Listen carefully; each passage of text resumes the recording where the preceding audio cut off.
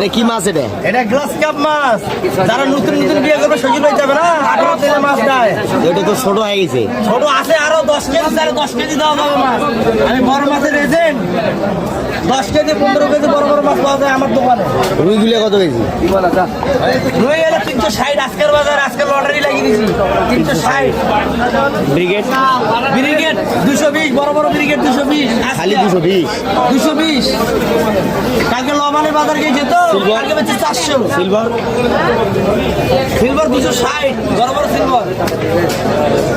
কাতলা কাতলা কাতলা 460, বড় বড় কাতলা 460। তাজা আছে। তাজা বত্তা নরসে। পাঙ্গাস পাঙ্গাস হলে 160।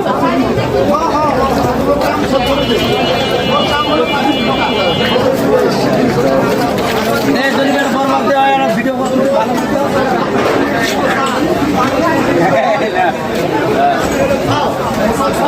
এই যে বড় বড় গ্লাস কাপ মাছ কত কেজি এটা? এটা 340 টাকা কেজি। শ্বশুর জামাই বাড়ির মাছ। জামাই বাড়ির মাছ, এটা জামাই বাড়ির মাছ।